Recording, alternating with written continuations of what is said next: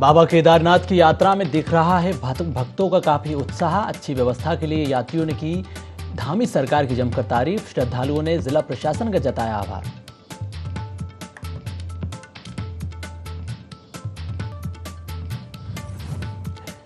चंपावत उपचुनाव में नामांकन से पहले अपनी पुरानी सीट खाटीमा पहुंचे पुष्कर सिंह धामी। कार्यकर्ताओं ने किया जोरदार स्वागत। 9 मई को चंपावत में नामांकन दाखिल करेंगे मुख्यमंत्री।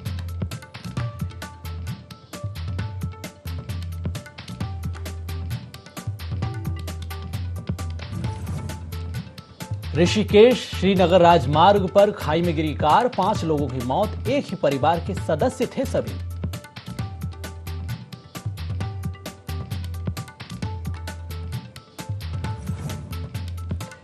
गंगा सप्तमी पर मुख्यमंत्री ने लगाई मां गंगा में आस्था की डुबकी। प्रदेशवासियों को दी गंगा सप्तमी की शुभकामनाएं।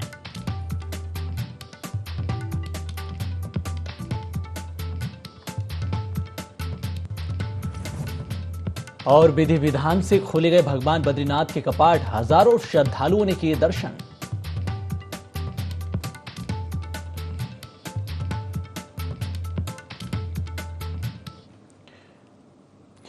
नमस्कार, देवभूमि लाइव देख रहे हैं आप। मैं हूं आपके साथ सोनू सेन। उत्तराखंड में चंपावत विधानसभा चुनाव का दंगल शुरू हो गया है। यहां से सीएम पुष्कर सिंह धामी, जो कि चुनावी मैदान में होंगे, 9 मई को अपना नामांकन दर्ज कराएंगे। उपचुनाव के लिए मतदान 31 मई को होगा। सीएम धामी इस सीट पर कब्जा करने की जद्दोजहद में लग गए हैं, जिसके तहत सीएम धामी खाटीमा पहुंचे। यहां कार्यकर्ताओं ने उनका भव्य स्वागत किया। इस दौरान सीएम धामी ने कहा कि वे जनता का आशीर्वाद लेकर पर्चा दाखिल करेंगे। उन्होंने कहा कि यह क्षेत्र मेरी कर्म भूमि है। मैं सेवा करने के लिए यहां आया हूं और हर समय सेवा करने के लिए तैयार हूं। उन्होंने कहा कि ये लोकतंत्र है, चुनाव में हार जीत होती रहती है। आदर्श खाटीमा बनाने के लिए कार्य लगातार चलते रहेंगे, ये भी उन्होंने कहा है। से जो है सवेरे पहले प्रातःकाल मंदिर जाता हूँ। हमारे पूर्णागिरी मैया का मंदिर है, वहाँ दर्शन करूँगा। उसके बाद सभी का आशीर्वाद लेते हुए पर्चा दाखिल करूँगा। और ये क्षेत्र कोई मेरे लिए नया नहीं है। मैं इसी क्षेत्र में पला हूँ, बड़ा हूँ, खेला हूँ। इस क्षेत्र में जा रहा हूँ, सभी लोगों से बाई रोड यहाँ से मिलता हुआ जाऊँगा।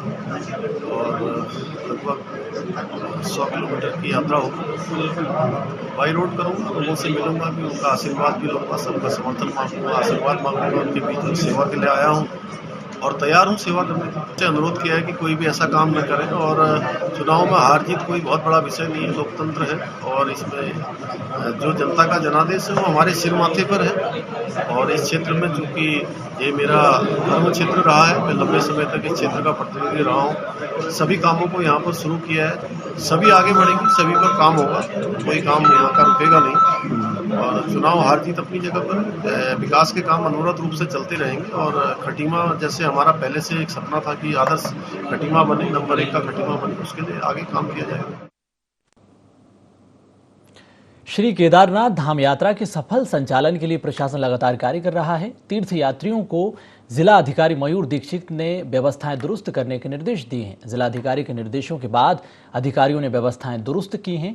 केदारनाथ धाम में आने वाले तीर्थ यात्री जिला प्रशासन की व्यवस्थाओं के लिए आभार व्यक्त कर रहे हैं। श्रद्धालुओं ने बेहतर सुविधाओं के लिए जिला प्रशासन का आभार जताया। अन्य राज्यों से आने वाले श्रद्धालुओं ने भी बेहतर सुविधाओं के लिए सरकार का आभार जताया है।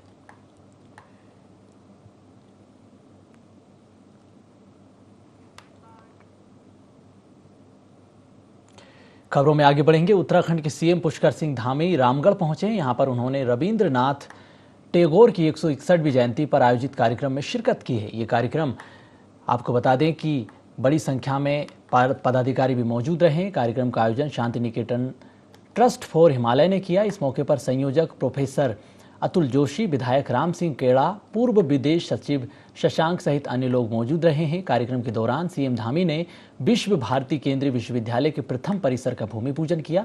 इस दौरान सीएम धामी ने कहा कि राज्य सरकार विकल्प रहित संकल्प के मंत्र पर अग्रसर है।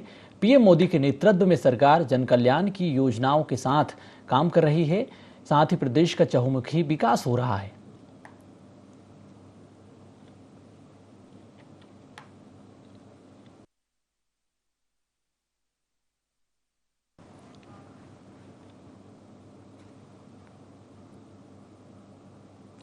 पिथौरागढ़ में यूथ कांग्रेस प्रदेश अध्यक्ष सुमितर भुल्लर ने अपनी विंग के पदाधिकारियों के साथ बैठक की है। इस दौरान उन्होंने कहा कि देश में काबिज सरकार ने कोविड में हुई मृत्यु के संबंध में जनता को ठगने का काम किया है। विश्व स्वास्थ्य संगठन ने जो रिपोर्ट जारी की है उसमें कहा है कि विश्व में कोविड काल में सबसे ज्यादा मृत्यु भारत में हुई, जो कि 47 लाख से ज्यादा अंकित की गई है। लेकिन सरकार ने भ्रम पैदा किया है। मात्र 4 लाख लोगों की मृत्यु सरकार बता रही है। पीड़ित परिवार को सरकार को मुआवजा भी देना चाहिए और जो 4 लाख का मुआवजा यहाँ पर मांग कर रहे हैं पीड़ित परिवार, उसको पूरा करना चाहिए ताकि इस दुख की घड़ी में उनको कुछ सहायता मिल सके।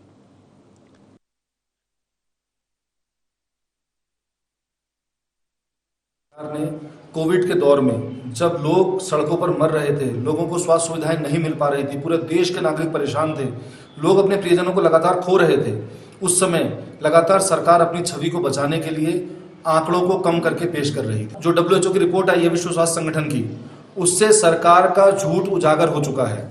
हमारे देश की सरकार कहती है कि 4,70,000 लोग कोविड में मरे, जबकि विश्व स्वास्थ्य संगठन कहता है कि दुनिया में सबसे ज्यादा लोगों की मृत्यु कोविड की वजह से अगर किसी देश में हुई तो वो भारत में हुई और उसकी संख्या जो है वो 47 लाख से ज्यादा है। हम पुनः मांग करते हैं कि सरकार अपनी जिम्मेदारी को समझे, आगे आए और जो 4 लाख मुआवजे की घोषणा की गई थी, 47 लाख परिवार जिन्होंने अपने प्रियजनों को खोया है, जिन्होंने अपने परिवारों के सदस्यों को खोया है, उस प्रत्येक परिवार को वो मुआवजा राशि मिलनी चाहिए। उत्तराखंड में केदारनाथ यात्रा जारी है। यात्रा में रोज हजारों श्रद्धालु पहुंच रहे हैं। इस बीच यात्रा को लेकर एक बुरी खबर भी सामने आई। केदारनाथ यात्रा में आए 4 तीर्थयात्रियों की मौत हो गई है, जिसमें तबीयत बिगड़ने से एक महिला की मौत हुई है। वहीं 2 महिलाओं की केदारनाथ धाम यात्रा में स्वास्थ्य खराब होने की वजह से मौत हो गई। इसके अलावा सोनप्रयाग में गहरी खाई में गिरने से एक तीर्थयात्री की मौत हुई है। बता दें कि अब तक केदारनाथ धाम यात्रा में 41,000 से ज्यादा तीर्थयात्री पहुंच चुके हैं।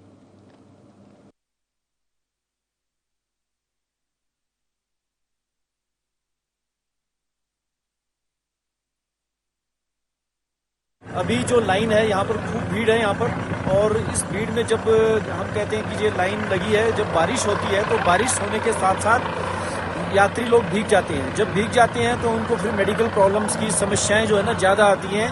बारिश के बाद में 6 सिग्मा हॉस्पिटल में ज़्यादा पेशेंट आते हैं और जिन पेशेंट को हाइपोथर्मिया की शिकायत होती है हम उनको यहाँ इलाज भी करते हैं। और यहाँ पर इस व्यवस्था के अंदर हम कह सकते हैं कि हम लोग मेडिकल प्रैक्टिस के अंदर बेस्ट ऑफ द बेस्ट दे रहे हैं यहाँ पर, और हमारे डॉक्टर्स दिन रात यहाँ काम कर रहे हैं। हमें बिल्कुल आप कह सकते हैं खाना खाने का भी टाइम नहीं मिलता, लेकिन हम लोग यहाँ पर जी जान से जुटे हुए हैं और अपनी देश सेवा लगातार कर रहे हैं। चंपावत में होने वाले विधानसभा उपचुनाव से पहले कांग्रेस को बड़ा झटका लगा। शनिवार को चंपावत नगरपालिका अध्यक्ष विजय वर्मा ने अपने समर्थकों के साथ कांग्रेस छोड़ दी है, भाजपा की सदस्यता ले ली है। वहीं चंपावत ब्लॉक प्रमुख रेखा देवी के साथ कई प्रधान और क्षेत्र पंचायत सदस्य जो कि भाजपा में शामिल हो गए हैं। इसके अलावा कांग्रेस से बदल अध्यक्ष हरीश चौधरी, कांग्रेस के वरिष्ठ नेता विकास शाह, ज्येष्ठ प्रमुख मोहन चंद्र, साथ ही कनिष्ठ प्रमुख निर्मला भट्ट जैसे नेता भी भाजपा में शामिल हुए हैं। सभी लोगों को चंपावत जिले के चुनाव प्रभारी परिवहन मंत्री चंदन राम दास और चंपावत के पूर्व विधायक कैलाश गहतोड़ी के द्वारा भाजपा की सदस्यता दिलाई गई।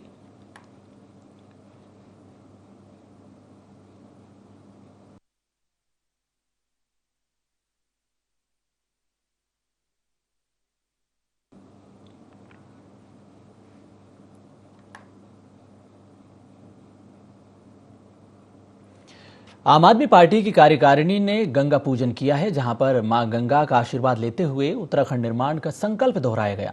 पहले कार्यकारिणी के विस्तार के बाद आम आदमी पार्टी के प्रदेश अध्यक्ष, प्रदेश प्रभारी और समस्त नवनियुक्त प्रदेश कार्यकारिणी सदस्यों ने मां गंगा की पूजा अर्चना की है, साथ ही सांध्यकालीन आरती में हिस्सा लिया है। मां गंगा का आशीर्वाद लेने के बाद सभी सदस्यों ने गंगा सभा के अध्यक्ष से मुलाकात की, उनका आशीर्वाद लिया। इस दौरान आप पार्टी के अध्यक्ष दीपक बाली ने कहा है कि जिस उद्देश्य से आम आदमी पार्टी आज तक राजनीति करती आई है, मां गंगा के आशीर्वाद से उसी तर्ज पर आगे भी काम किया जाएगा।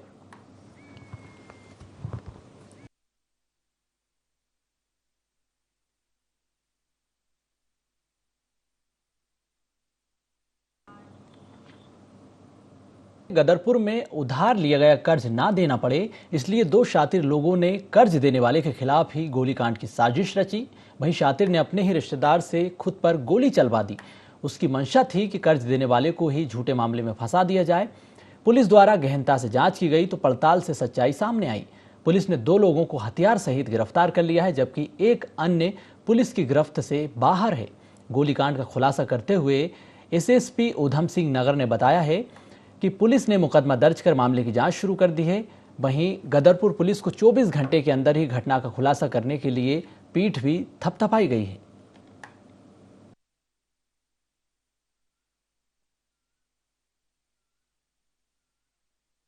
रात को 5 तारीख की देर रात को गोली चलने की सूचना गई। सूचना मिलते ही तत्काल पुलिस द्वारा रेस्पॉन्स किया गया है।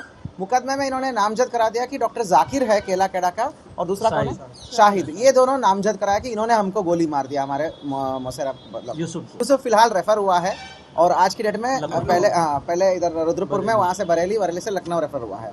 हालांकि बहुत दूर से गोली मारा गया है और केवल कुछ ही छर्रे लगे हुए हैं। इसके अलावा यूसुफ जिसको गोली लगी है उसका 1.5 लाख रुपए का कर्जा था। 1.5 लाख रुपए उसको देना था जाकिर को। मोइन है निवासी जो है जिला बरेली है, मेवड़ी गांव पड़ता है।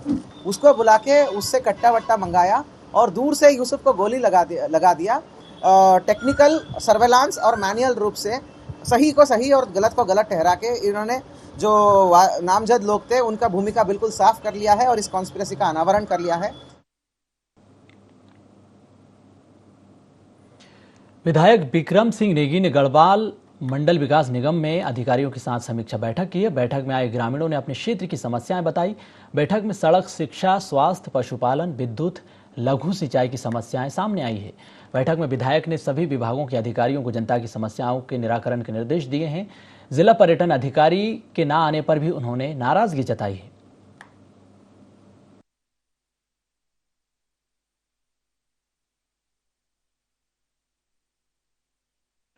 बिजली जाती है, 8 घंटे बिजली जाएगी तो मुश्किल हो जाएगा। जो विद्युत विभाग सुन रहा है, 8 घंटे सरकारी विभाग कह रहे हैं कि बिजली नहीं आती है। अल्मोड़ा के विकास खंड सल्ट में तहसीलदार सल्ट की कार्यशैली से ग्रामीणों में बेहद गुस्सा है। ग्रामीणों को बीजेपी कार्यकर्ताओं और बीजेपी नेता विनोद घ्यानी का भी साथ मिला है। इस दौरान तहसीलदार के खिलाफ जमकर नारेबाजी की गई। ग्रामीणों का आरोप है कि तहसील बिना दस्तावेज के लोगों के घरों में छापा मारकर ग्रामीणों को बेवजह परेशान कर रहे हैं, जो तहसील के अधिकारी कर्मचारी हैं। इसके साथ ही तहसीलदार भी लगातार छापामार कार्रवाई कर रहे हैं। उनका कहना है कि तहसीलदार लोगों को तहसील संबंधित कार्यों में टाला मटोली करते हैं, जिससे ग्रामीणों को आय, जाति, स्थायी मूल निवासी, इसके अलावा अन्य जो प्रमाण पत्र होते हैं उनको बनवाने में काफ़ी परेशानी होती है। तहसीलदार शराब खनन कारोबारी को कार्यों में पनाह दे रहे हैं। गुस्साए ग्रामीणों ने जिलाधिकारी को भी ज्ञापन सौंपा है।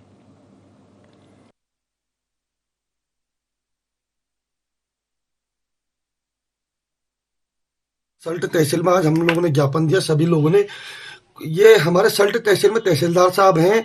हमारे सल्ट में आय प्रमाण पत्र, जाति प्रमाण पत्र, बच्चों के दस्तावेज बनवाने होते हैं। छोटे छोटे कागजों को लिए कम से कम 1 हफ्ते लगा दे रहे लोगों को घुमाने में, टालमटोली करने में। पहले भी यहाँ पे तहसीलदार रहे हैं और भी सक्षम अधिकारी रहे हैं, वो कभी इस तरह के काम नहीं करते थे। इस बार ये पता नहीं कौन से नए तहसीलदार साहब आगे नए रवैया अपना रखा इन्होंने अपना, कि हर आदमी को घुमा रहे हैं और बिना दस्तावेज और बिना पता नहीं लोगों को घर पे छापा मार दे रहे हैं, जबकि इनके पास कोई वो भी नहीं है, वारंट नहीं, कुछ नहीं है। पता नहीं ये कौन सा रवैया है इनका तहसीलदार साहब का। बागेश्वर में व्यवस्थाओं को दुरुस्त रखने के उद्देश्य से पुलिस द्वारा जिले में सत्यापन अभियान चलाया जा रहा है। पुलिस ने अब तक 2000 से अधिक लोगों का सत्यापन किया है। इसके अलावा 10 लोगों के चालान काटे, 53,000 रुपए का जुर्माना भी वसूला। पुलिस ने सत्यापन नहीं करने वालों पर सख्त कार्रवाई के निर्देश दिए हैं। अब खुद ही पुलिस के पास सत्यापन के लिए जो लोग लगे हैं, कांडा कपरोट में भी सत्यापन अभियान जोर शोर से चल रहा है।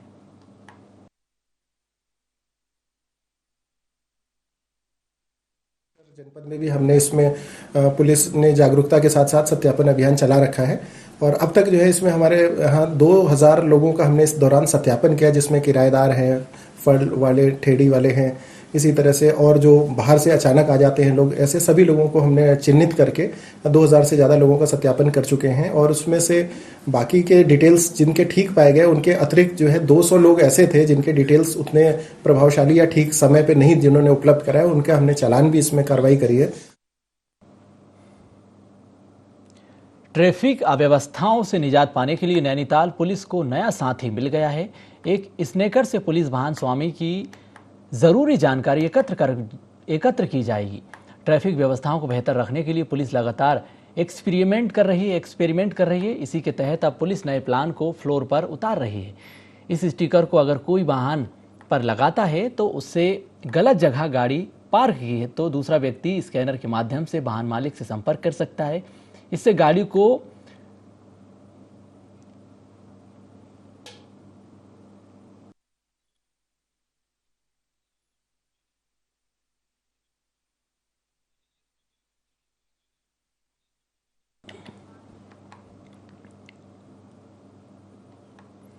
बाजपुर में एसडीएम राकेश चंद तिवारी ने खनन और राजस्व विभाग की टीम के साथ एलएसी स्टोन क्रेशर में छापामार कार्रवाई की, जहां टीम ने स्टोन क्रेशर में रखी खनन सामग्री बरामद कर ली है। बता दें कि बाजपुर में मिल रही अवैध खनन की सूचना पर एसडीएम ने ये कार्रवाई की। छापेमारी की सूचना में खनन कारोबारियों में हड़कंप मच गया। इस दौरान एसडीएम राकेश तिवारी ने बताया कि अवैध खनन की सूचना पर उच्च अधिकारियों के निर्देश पर छापामार कार्रवाई की गई है। उन्होंने कहा कि बीते दिनों जिस तरह से कार्रवाई अमल में लाई गई थी उसी तरह आगे भी कार्रवाई जारी रहेगी।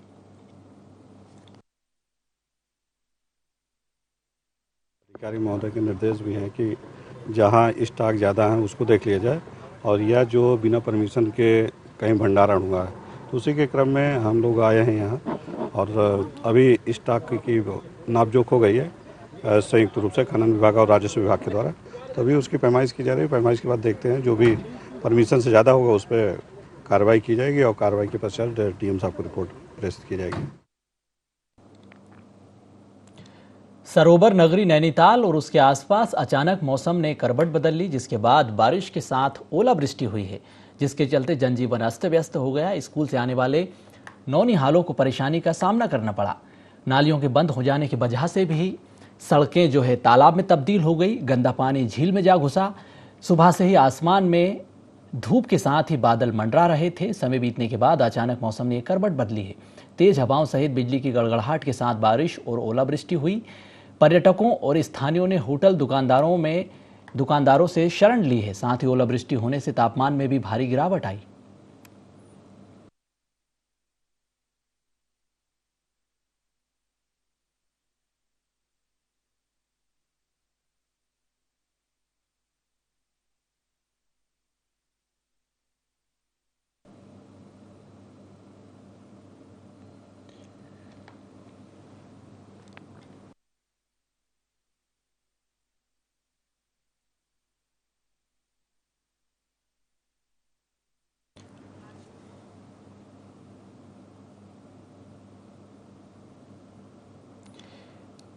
मोक्षधाम बद्रीनाथ के कपाट खोल दिए गए हैं। आज सुबह 6:15 पर विधि विधान से ये कपाट खोले गए हैं। आम श्रद्धालुओं के दर्शन के लिए मुख्य पुजारी रावल ईश्वरी प्रसाद नंदुद्री की उपस्थिति में टिहरी नरेश के राज पुरोहित और स्थानीय बामड़ी गांव के हकूक प्रतिनिधियों के समक्ष मंदिर का ताला खोला गया। इसके बाद रावल जी और धर्माधिकारी ने मंदिर में प्रवेश कर भगवान श्री हरि के घृत कंबल का अनावरण किया। विशेष पूजा अर्चना की। मुख्य सिंह द्वार आम श्रद्धालुओं के लिए भी खोले गए हैं।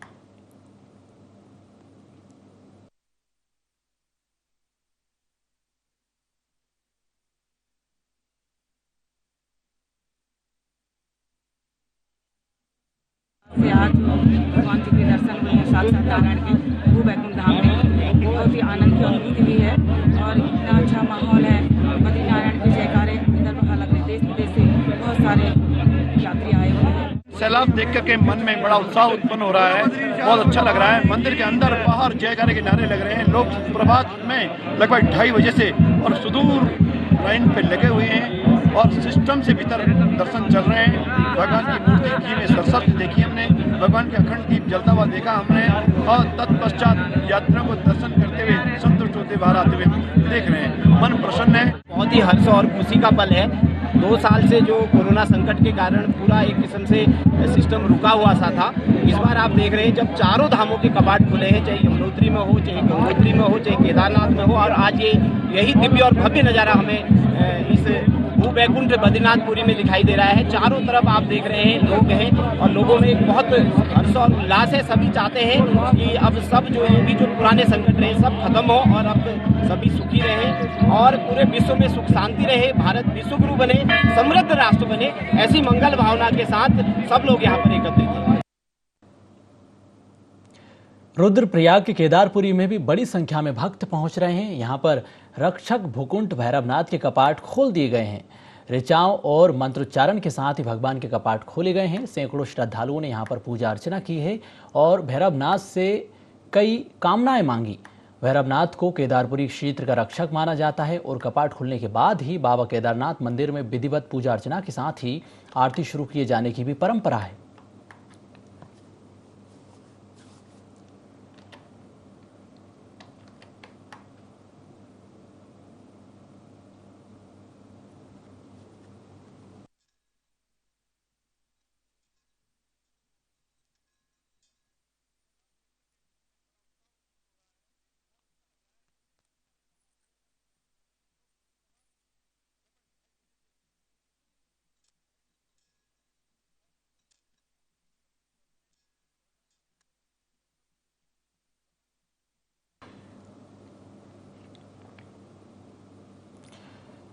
उत्तराखंड में उपचुनाव को लेकर कांग्रेस और बीजेपी एक बार फिर आमने सामने हैं। दोनों ही दलों के नेता अपनी अपनी जीत के लिए पूरी तरह से आश्वस्त नजर आ रहे हैं, लेकिन सीएम के खिलाफ कांग्रेस ने जो उम्मीदवार उतारा है उससे साफ तौर पर लग रहा है कि कांग्रेस ने बीजेपी को नतीजों से पहले ही वॉकओवर दे दिया है। रिपोर्ट देखिए। उत्तराखंड में चंपावत उपचुनाव के लिए बीजेपी और कांग्रेस ने अपनी कमर कस ली है। बीजेपी से जहां सीएम धामी चुनावी मैदान में ताल ठोक रहे हैं, तो वहीं दूसरी ओर कांग्रेस ने भी आनन फानन में निर्मला गहतोड़ी को मैदान में उतार दिया है। लेकिन कांग्रेस की राह आसान होने वाली नहीं है, क्योंकि जिस तरह से वरिष्ठ नेता ज्योत सिंह बिष्ट ने पार्टी को अलविदा कह दिया, उससे जाहिर है कि पार्टी के अंदर खाने में अभी भी नाराजगी है, जबकि कांग्रेस नेता उनको मनाने की बात कर रहे हैं। बिष्ट जी हम सबके मार्गदर्शक हैं, हमारे बड़े भाई हैं, हमने उनसे बहुत कुछ सीखा है। इतने सालों में कर्तव्य निष्ठा किसको कहते हैं, समर्पण भाव किसको कहते हैं, पार्टी की सेवा किसको कहते हैं, ये बिष्ट जी नहीं मेरे जैसे को सिखाया है। लेकिन इस्तीफे नामंजूर भी होते हैं, रूठों को मनाया भी जाता है और मुझे विश्वास है कि जब उनसे संपर्क किया जाएगा, हमारे नेता उनके साथ बैठेंगे, हमारे कार्यकर्ताओं की उनसे बातचीत होगी, तो बिष्ट जी शनि रुष्टा शनि तुष्टा हैं और बहुत जल्दी उनका मन पिघल जाएगा। वहीं बीजेपी ने कांग्रेस की स्थिति को सरफुटव्वल वाली बताया। बीजेपी प्रवक्ता की माने तो चंपावत चुनाव में बीजेपी जीत के लिए पूरी तरह से आश्वस्त है।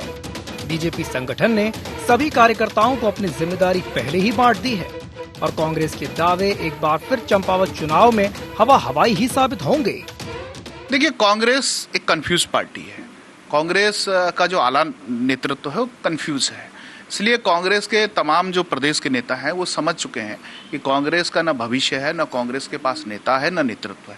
इसलिए कांग्रेस के तमाम नेता धीरे धीरे पार्टी को छोड़ रहे हैं। आने वाले समय में देखिएगा कांग्रेस का क्या हासिल होने वाला है। सबसे मजबूत बूथ जीता, चुनाव जीता, इस पर हम काम करने वाले लोग हैं। निश्चित रूप से हमारा पन्ना प्रमुख, हमारा बूथ के अध्यक्ष, हमारे मंडलों के अध्यक्ष, पूरी चंपावत विधानसभा के जितने मंडल अध्यक्ष हैं, जितने बूथ अध्यक्ष हैं, सब सक्रिय हैं, अपने अपने बूथों में काम कर रहे हैं।